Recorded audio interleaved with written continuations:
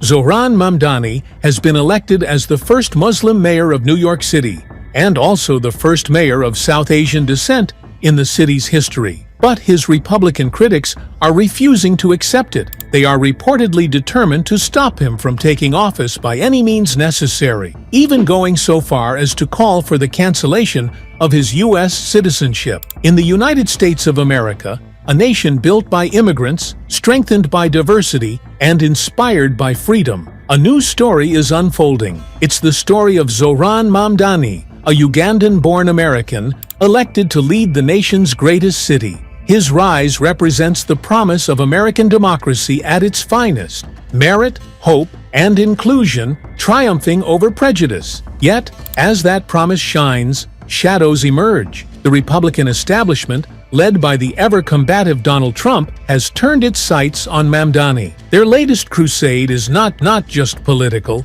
it's existential. They want to revoke his American citizenship, brand him a communist, a terrorist, even a fraud. The goal? To block him from taking the mayor's oath, to erase what his victory represents, that a Muslim, an immigrant, and a democratic socialist can win in America, not by fear, but by faith in the system. But make no mistake, this fight is bigger than one man. It's about who we are as a nation.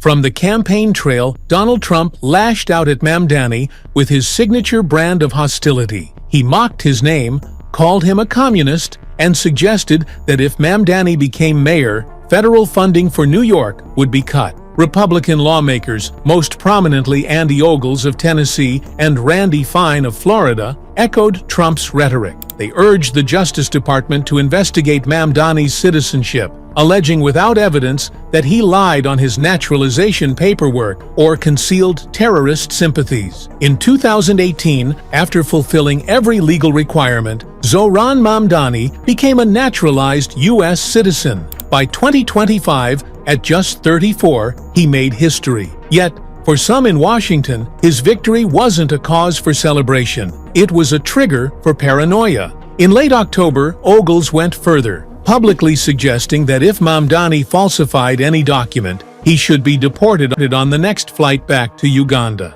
This wasn't politics. It was intimidation disguised as patriotism. It was the old nativist playbook in new wrapping paper. Yet when PolitiFact investigated these claims, they found no evidence that Mamdani ever misrepresented himself or violated immigration law. Legal experts, including Jeremy McKinley, an immigration attorney, affirmed that nothing in Mamdani's record disqualifies him from citizenship. The truth was plain. The accusations were political theater, a desperate attempt to delegitimize a man whose only crime was winning democratically. This is not the first time the far right has tried to weaponize citizenship against leaders of color. Decades ago, Barack Obama faced the racist birther conspiracy. Today, Mamdani faces the citizenship denier movement. The rhetoric is recycled, the prejudice unchanged. Since Mamdani secured the Democratic nomination in June, Republican operatives have tried to paint him as an infiltrator. They cite a decade-old rap song he wrote supporting the Holy Land Five, members of a Muslim charity convicted in 2008 of aiding Hamas, as proof of extremism. Never mind that the convictions themselves were mired in controversy and weak evidence. Never mind that expressing solidarity with victims of overreach is not terrorism. Facts have never been the point. Fear is. Republicans also highlight his membership in the Democratic Socialists of America, DSA, branding it a communist organization. Yet experts like Harvey Clare of Emory University clarify the difference. Democratic socialism is a political movement within democracy, not against it. Communism rejects democracy. Democratic socialists expand it. In other words, Mamdani isn't the threat. He's the antidote to extremism. When character assassination failed, the opposition reached for the Constitution itself. The New York Young Republican Club cited the 14th Amendment, which prohibits anyone who aids America's enemies from holding public office. Their argument?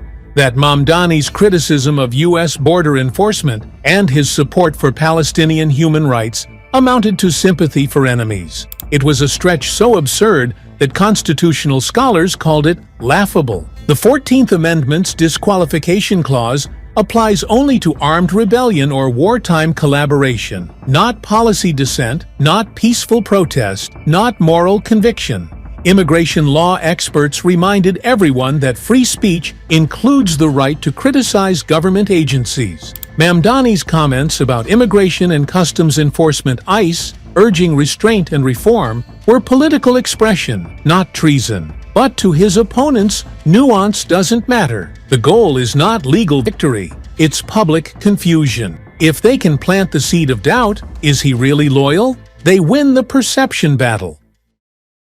The U.S. Department of Justice holds clear procedures for denaturalization, and they are strict. Only a federal court can revoke citizenship, and only upon proven fraud or false representation in the original application. That means real evidence, not sound bites. The process demands proof that the alleged deception materially affected the decision to grant citizenship.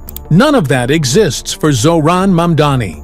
Legal scholars like Cassandra Burke Robertson of Case Western Reserve University and Irina Mantra of Hofstra University emphasize that such cases are exceedingly rare and almost never successful unless tied to clear criminal conduct. The Republican claim against Mamdani meets neither threshold, and yet the danger is broader. Even if the case collapses, the intimidation itself sends a chilling message to millions of naturalized Americans. Your citizenship is conditional if you think differently.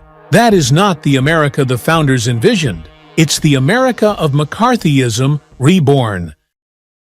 Zohran Mamdani's rise is not an anomaly. It's the culmination of America's ongoing experiment in pluralism. His leadership signals a generational shift from fear-based politics to hope-based governance. His ideas, affordable housing, labor rights, equitable policing, are deeply American at their core. The belief that democracy should work for the many, not the few. When Republicans attack him as foreign or socialist, they're really attacking a vision of America that's evolving, an America that no longer sees compassion as weakness or diversity as threat. In standing firm, Mamdani joins a long line of American reformers, from Eugene Debs to Martin Luther King Jr., who challenged entrenched systems with faith in the Republic. He refuses to answer hate with hate. He answers with policy, persistence, and principle.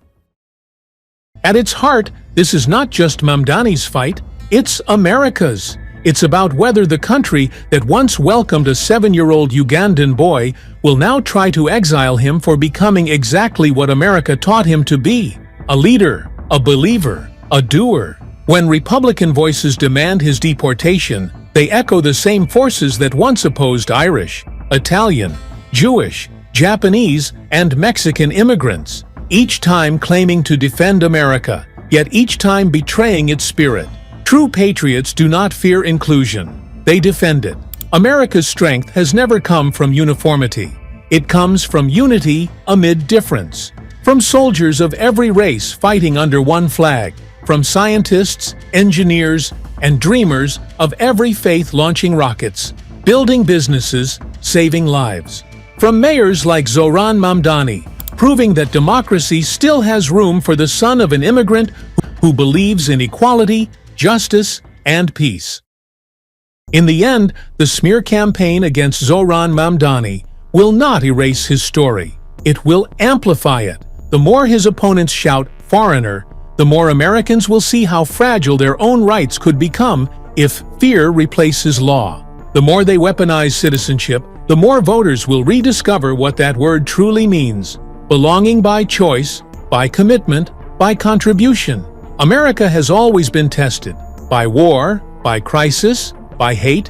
Each time it rose above. This time will be no different, because the spirit that brought a Ugandan-born child to the Bronx is the same spirit that founded this nation: belief in freedom, equality, and second chances. So when Zohran Mamdani takes the oath as mayor of New York, it won't just be his victory. It will be democracy's defiance, freedom's renewal, and America's affirmation that no lie, no fear, no hate can cancel the dream that built this land. The Republic endures, unbroken, unbowed, and forever free.